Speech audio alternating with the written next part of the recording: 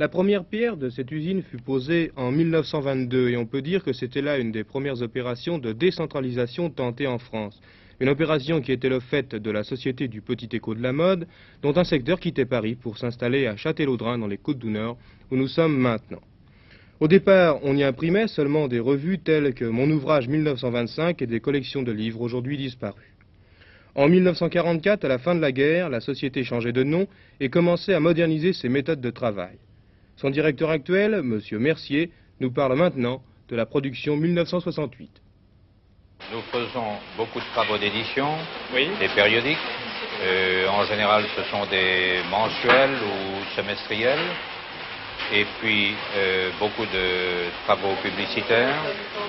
Et une de nos principales activités est la réalisation de patrons de mode. Les patrons de mode, Les patrons de mode représentent environ 45% de notre activité. Et sur la production française, je crois que vous fournissez... Et sur la production française, 50% du marché français. Cette entreprise est la plus importante de ce secteur de la Bretagne dans sa branche et cela ne pose apparemment pas de gros problèmes.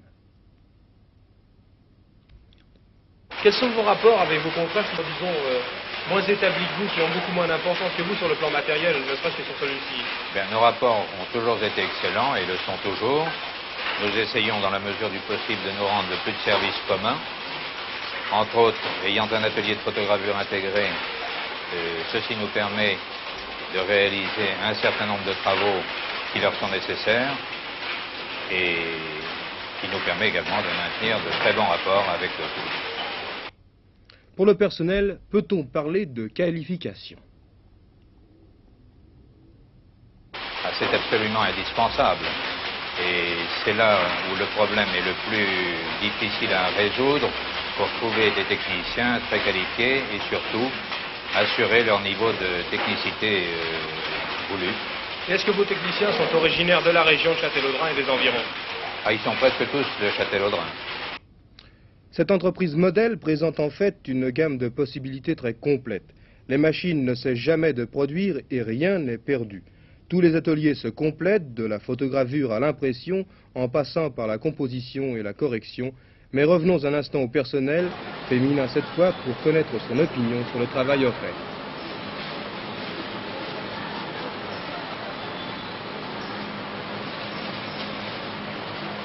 Madame, c'est un patron de robe que vous faites, là?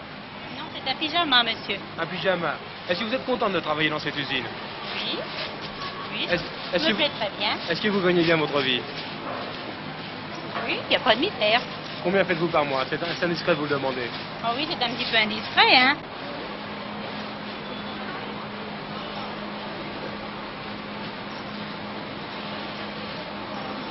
Mademoiselle, est-ce que vous êtes contente de travailler dans cette usine? Oui. Est-ce que vous gagnez bien votre vie? Oh, ça dépend. On peut vous demander combien en moyenne par mois? 50 000? 50 000. Est-ce que c'est difficile comme travail? Très dur. Est-ce que si vous pouviez changer de travail, vous changeriez? Oh ben non, parce que je peux pas changer librement, non.